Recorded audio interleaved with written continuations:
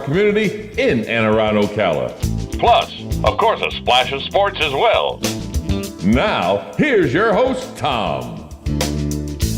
Welcome back to Ocala Talks. On a Thursday, every other Thursday of the month, we have folks in from the County Commission of Marion County. Stacey Causey is in with us.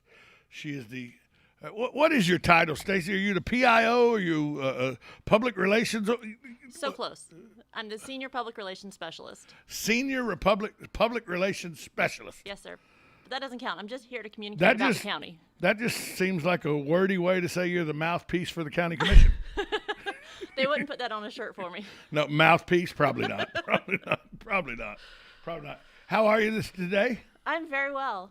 I was expecting to see Commissioner Bryant because it's a very important time for her right now. Yes, and the fact that she let me do this, I'm through the roof excited. But she is actually at something while speaking on the radio about good things with our county.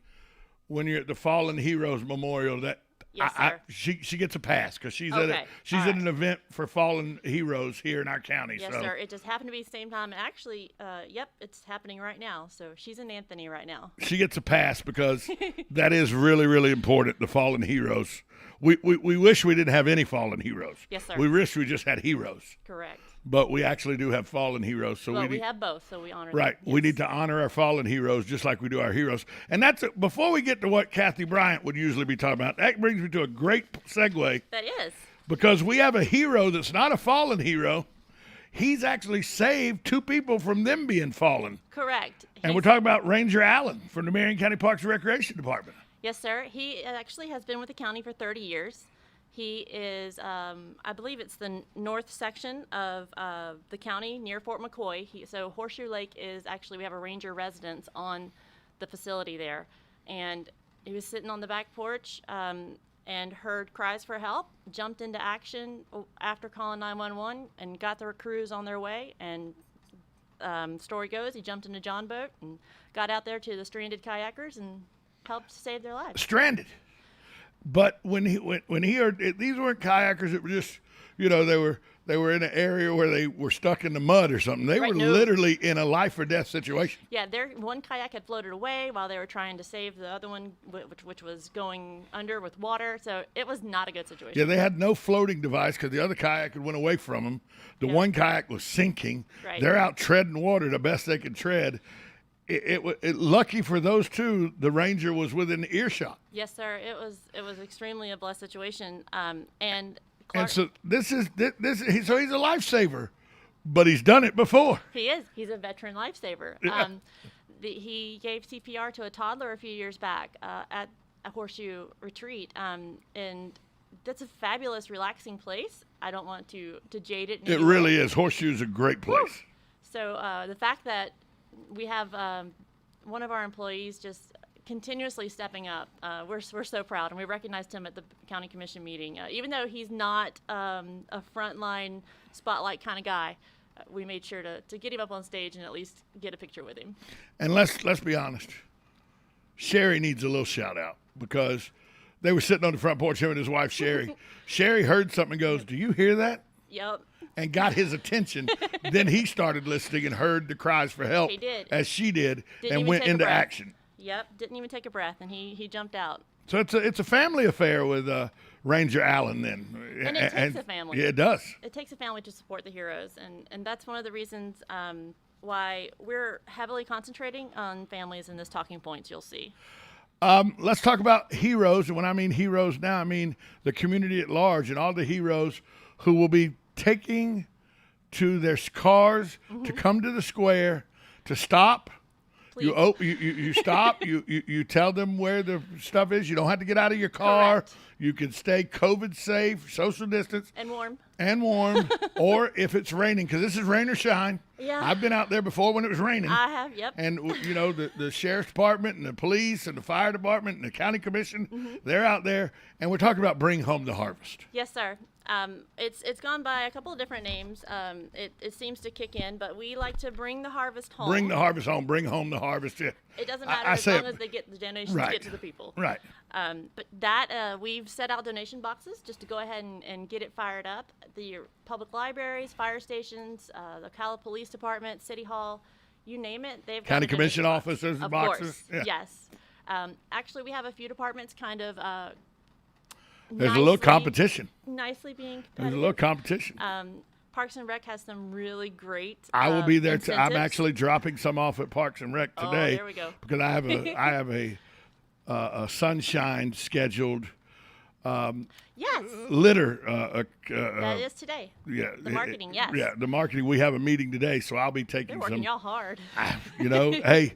As I drive around the county and I see how much garbage is just on the roadways and couches and chairs, we need the hard work. But I'm going to bring some food by and drop it off in the box That's Bring awesome. Bring the harvest home that's at the Park and Recs department. Okay. Or Rec and Park, however you say it. It's Parks and Rec. City is Recs and Rec Park. and Park Either City, way, yeah. we're going to get the donations to the right people. And that's where our partners, Brothers Keeper, Interfaith Service, Emergency Services, and Salvation Army, they are the three main beneficiaries. But and they're almost empty right now. Almost empty. Actually, it's an annual thing, but this year is so much more Right. because they've helped so many more people through COVID. COVID's hasn't released our community yet. We're still trying to get back to But we are down about jobs. less than 3%. Yes, so We're the good. numbers are great, Yeah. but we need to get people back working so they can support their families. Certainly, and if in the interim they need food. Correct. And so that's what Bring the Harvest Don't have Home. to worry about that. Right. That's what this tries to alleviate. Yes. Is the need for people to get good nutritious meals. Correct. And those three partners that we have, they actually help out with the smaller food banks around the local community as well. So it's not just that we're given to these three. These three are actually just funnels and helping anyone and everyone that needs help. So when is this actual event on the square? So our event, we've kind of set a pattern. It's the first Friday in December. It's December 3rd from 7:30 to 1:30. And the reason we do that is try to catch people rush hours. Right. And lunch hour. Yeah. Yes, we are out there. We are hardly standing idle. Look, if you don't have to be on the square between 7:30 and 1:30 on that day, don't, because there's a lot of people that will be on the square dropping food off. Yes, even FHP is helping us. Every year they come out with a squad car trying to bring in a little more visual to our event, but it's always a rocking good time. We have Christmas music, and we're calling out, hey, we just surpassed 5,000 pounds. It's a good time. And it is all the commissioners are 100% behind this, but it really is the love's work of Kathy Bryant. It is. She's put a lot of years and emphasis on this, and that's why I think it's awesome just to have that she let me announce it. All right, so it's holiday season. Yes, Next sir. Thursday is Thanksgiving, so let's talk turkey. Well, the reason this is kind of a segue into something that Marion County Fire Rescue is doing tomorrow morning, actually at 10 on Mary Camp in their training facility. They're inviting the media to come and watch how quickly a frozen turkey versus deep fryer can go wrong. Yeah. And you can watch it on YouTube all day long, but when you see it, you realize those 5 seconds that it takes to engulf your porch is. And I mean, fast it's enough. quick. Yes. And I've been. Don't get me wrong. I'm from South Georgia. I got a lot of buddies that are good old boys that have their fryers and everything. And I've seen, even when it wasn't turkeys and stuff, seen when little alcohol gets involved and everything, and then the grease boils out of the pot and hits that open flame. Yes. It is no fun. And we've all been outside in the open, so we just scattered and let it happen. But a lot of people are cooking their turkeys right under their awning of their garage or on their front porch, even inside their garage. Yes. And that leads to disaster. It does, and super quickly. You can't get out of the way in 5 seconds. No. So we want to make sure that we bring up some tips, but I want to say that is a live simulation that we're going to have, and we'll be posting the video and sharing it with the media so we can go ahead and get safety awareness out. Yes, you mentioned the turkeys versus the oil. The oil is boiling hot and you're adding a frozen turkey, and it just spells disaster, catastrophe. There's no good thing about it. Now, there's also a turkey giveaway, though, that's coming tomorrow as well. Yes, that's a safe way to get turkey. Right. We're partnering, actually the CEP, Ocala Chamber and Economic Partnership, is partnering with one of our local businesses, and it's a first come, first serve. Florida Metal Building Services is who's partnering with CEP. First come, first serve. 12 to 3 tomorrow. That's it. And where's it going to be at? It's going to be on South Pine? 5741 South Pine Avenue. It's right there at the Florida Metal Building Services building. Right. So it's going to be there, and it's first come, first serve until they're gone. So I would think if you're there at 11, you may be there. You may be there in time. This is the best Black Friday event possible. And so I wanted to make sure to mention that as well. Right. So you can go get free turkeys, first come, first serve. Yes. Thanksgiving is an important time for family. We know that my sister's coming in from Callahan, Florida. My brother-in-law and sister's coming in from Callahan, Florida. But it's also a good time to, dine out or go see Santa places and everything. And there's a lot going on that can facilitate that in Marion County. Yes, and it's good to have the COVID numbers down so low that people are actually under 3%. Yeah, they're actually interested and they want to get back and experience the holiday festivities. So I wanted to let you know, Santa is officially arriving at the Paddock Mall tomorrow. Yeah, tomorrow from 6 to 7. They have face painting, hot cocoa, always hot cocoa where Santa is, goodie bags. It's right in front of the entrance between JCPenney's and Macy's. So make sure you go see Santa. Right. Give him your list. Yeah. And then Saturday, we're gonna keep you rocking this weekend. The Fall Festival at Cross Point Church is going on, and they have bounce houses, candy train. Man, it's a good time for a family. Candy train. I thought you'd like that. Candy? Do they have donuts? See, they probably do with the probably cocoa. do with the cocoa and the food. Yeah. But yeah, that's at Cross Point Church, and that's tomorrow from 10 a.m. to noon. Right. And then here's the big one. If you're not done partying yet, Saturday is officially Light Up Ocala, and everybody's been looking forward to that. You've been watching them decorate the trees in the square. It's time. It's time to push the button. Do you personally, Stacy, take in Light Up Ocala every year? Not every year, but we do make a point to do it. Yeah. We don't get to shake hands with anyone who gets selected to push the button, but at least we're there to watch the trees. I've been probably 4 or 5 times, but I like Light Up Ocala. It's a massive event. But I like Light Up Ocala once it's lit up, and I can go the next day or the day after. Right, when you can enjoy. Because this is a massive turnout for this. It is. And the city's got streets blocked all around the square. I think 4-block radius around the square is and there's blocked events off. in each one of those streets. Exactly. It's really going to be a good time. It's Light Up Ocala, one of the premier events put on in the city of Ocala. It is. There's actually more than 100 vendors this year. So it's not a little deal. And then just around the corner is the Christmas parade. Yes. It's not far off either. So, there's a lot to do this weekend. Yes, sir. But there's a lot to do in Marion County in general, really. Correct. Now, but it's hard to get around sometimes and navigate Marion County. We're working on that. Because of roadway issues.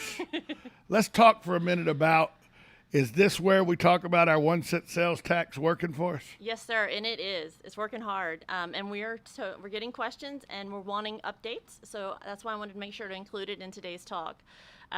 We talked a little bit about the Southeast 49th Street, 180th Avenue last time. I wanted to kind of give you an update. That's near Electra. They've finished about 6 miles of it. It turned out to be a little bit more than 4. It's turned into a 6-mile event. They've laid the first layer of pavement, which already makes 400% difference. 100% it does. 100% it does. But now they're going to be adjusting 120 concrete driveways. So they're not just leaving these people with a very sharp shoulder to jump onto the pavement. They're actually going to make sure the driveways are connected. And they're connected. Wow, that's really, really, really cool. That's part of paving a road. So that's going to take them a few weeks to do 120 driveways. And after that, they're going to put the second layer on, and people will be driving around. We're expecting by the end of January, they'll be driving along a smooth country road. Without tearing up your your undercarriage, no pothole. And believe me, that road was a mess. It was. It was a mess. Which is why it was high on the priority list, especially with the revenue from the penny sales tax. Yeah, and so they got the 120 concrete driveways they got to get done. Yep. Then they put the second layer on it, and then it's smooth sailing. Yes. Although it's smooth sailing now compared to what it was. Correct. Even with the first layer. You may have a bump getting into your driveways, but you're not tearing up your suspension getting to your driveway. Right, and we were able to make it to where the residents don't have to go too far out of their way, and we aren't going to inconvenience them. So they're still going to be able to get on and off out of their driveway. What's going on in Bellevue? We've got two major projects that people are calling about and wanting updates, so I wanted to make sure you got it. It's Southeast 100th Street and Campbell Road simultaneously. We're doing them.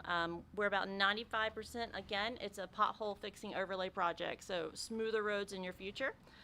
Because we're about 90% done with that, that means they're nearing the end of the second layer, which means by the year end, we're going to have 2 smooth roads in Bellevue. So it's 100 Southeast 100th Street and Campbell Road. Correct. They filled in all the potholes, putting the second layer on. It's going to be smooth The sailing routes for that you have there. decided to go through. Oh yeah. Okay, I've noticed a lot of work around Highway 27 and 25. It's 25A or 220. It's 225A, I believe. It's 25A. Is it well, 25A? We're working as 25A. Okay, But you might have seen some work it's elsewhere, right too. at the corner on 27, right there where Horse and Hound is. Yes. I know exactly where God and Country Day used to be in that field right there. It's That's right what- there. We can use Horse and Hounds as an excellent 80th, landmark. 80th is the. You can also call it 80th Street there, but 25A goes in the opposite direction. It goes right. 80th goes left beside Horse and Hound. 25A goes right. That's it. By the convenience store. Correct. And that is leading to our World Equestrian Center. So we are getting ahead of the expected traffic for that. We're also, there's some developments going on in there. Want to make sure that we do this right. So we are going step by step. Right now we're adding a lane to each side and a turn lane. But eventually, in the next 5 or 10 years, it's going to be 4 lanes and turn lanes. Well, it'll have to be. Yeah. So we've got all our talking points done now. I know some people may have some questions they may want to ask Yes, you. please. So 622-9622, up right there. See, there's somebody right there. Good morning. You're on with Stacy Causey from the County Commission. Thank you. Good morning, Stacy. This is Sonny calling. I was at the last county commission this past Tuesday, and I didn't catch if there was any determination on the extending the roads into a proposed subdivision on Northwest 27 and Northwest 50th Corridor. 49th Avenue is the main drag. I was curious if there was a determination made. Thanks for the call, Sonny. So I can look that up. We discussed a lot of roads and a lot of planned urban developments. I'm not sure if this is connected with a community that we're considering, but if so, then it was the second half, probably in the afternoon session. Can I get that back to you, Tom? Yeah. Okay. You can get it back to me, or next time you come in, Sonny will wait. Sonny listens. Sonny is one of our best listeners and callers. So he's well in tuned to what's Awesome. going on. That's perfect. 622-9622 is the number to call if you have any questions you'd like to ask Stacy Causey, the senior public relations. Yes, she's senior in public relations. I played college football, shots to the head. I can't remember everything. Oh, goodness. Can't remember everything. Stacy, let's talk about, though, we can't talk about it enough, and that's bring the harvest home. Yes, sir.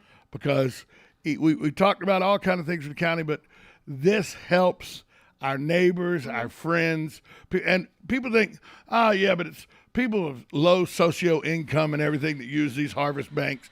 My friends don't use. You'd be amazed at the people because of the pandemic and how it struck small businesses and how it's put people out of work.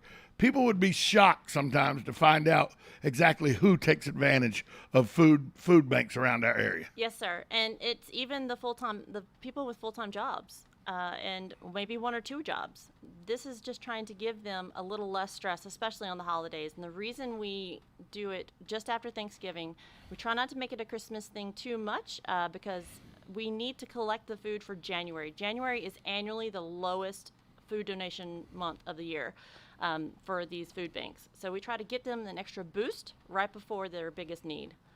And it's always, January is always, because everybody's still lethargic from the holidays. They're not thinking of it. Look, say it. a lot of people selfishly, and they're not consciously being selfish, but they forget sometimes. They just come out of the holiday. They've been overrun with family. You know, Uncle Elmer's just left. Thank God he's no longer sleeping on the couch. You know, and so you forget certain things, and one of them is donations to food banks, and it's really a tough time, and it's right in the middle of January. It's January, which is the coldest time, right? So people are coming in to get blankets and stuff. So sometimes food gets pushed to the back burner, right? And because of other donations like coats and socks and blankets, right? And so that's why this is important. Yes, and we need those too. But for anyone that does need help, if they can dial 211, that's United Way's. We work with United Way a lot for many different things, but 211 is all you have to dial, and they can find out where you are and which organization is closest to you that can help you out, or at least get you started rebounding in the right way. We got about 4 minutes left. I want to talk about something that I don't think enough people understand. Okay. And it's participation. Yes, sir. In the process of government. Yes, sir. And that's what is afforded to every citizen of this county at a county commission meeting. Mm-hmm. A lot of people go, yeah, but I'm intimidated. I don't. That's how we talk to our elected officials. We elect them every 4 years. Lost in the inbox. Right. We elect them every 4 years. Yes, sir. But we still have to communicate with them what our desires are. Please. They're not mind readers. Well, no. They're not mind readers. So how important is it, and how easy is it to get involved at the county commission with the county commission meetings? So Marion County is very blessed with live streaming and recordings of the county commission. So you can always keep up no matter what the time of day, no matter what the day of the week. And you can contact the county mission offices by phone if you don't want to text or email. It's 352-438-2323. And I know that their assistant is so glad that I mentioned that. She's always busy, but we catch her rollover calls. Naja, that was not me. Woo! That was not me, Naja. I'm gonna have to pay Tom for that. did not do that, Naja. She rocks it. So we. She runs the county. Let's be honest. Okay, we elect the county commissioners, but every time I say, "Hey, what do you think? Did you run it by Naja? Hey, what do you think? Did you run it by Naja?" Between her and Monier, they're the two most powerful people in the county. Monier and Naja, two most powerful people in the county. They're awesome. We really enjoy working for them and with them because it is a team, and that's one thing that we're growing is the culture of the county, and we want to make sure that the county government doesn't seem like it's up there on the hill. We want interaction. That's why we have social media pages. That's why we have email addresses just about for anything, phone numbers, and my phone number and business card is plastered out there as public relations. So we try and we do outreach events to gain interaction with the community, because if there's an issue, we have, nearly 1,600 square miles in Marion County. Larger than Rhode Island. I need some extra eyes. Yeah, the fact that you can drive from Orange Springs to west of Denellen, and it take you about an hour and 5 minutes and never leave the county. Right. Hardly any counties can say that. Only one that I know it's the 5th largest county, but I'm from Duval County. Oh no. And I know you can drive from Dunn Avenue in the north of Duval County down to the St. Johns County, Duval County line. Takes about an hour and 20 minutes. So I've been in a bigger county because of Duval, but Marion's still a huge, huge county. It is. With almost 400,000 people. Yes, we're taking those away, and those are the only ones that count that responded to the census. Exactly. So we're trying to get those counts up, but we pushed that so hard last year, the census, so that we could get those counts up, and we could let those in D.C. know for a reason we need an extra spot. Well, if people want to come to county commission meetings, where are they located, and what days and what times? Sure, it is the first and third Tuesdays. Starts at 9 a.m.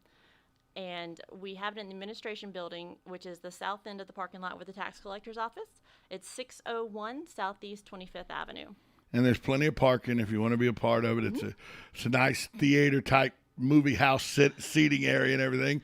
And they sit below you. They don't sit above you. They do, which is why we have to make a statement at the beginning, say, please don't have conversations because everything floats to the front. And to the front. It certainly does. It does. It's pretty loud out there on the stage. Stacey, thanks so much for coming in and keeping us updated with the county. Yes, sir.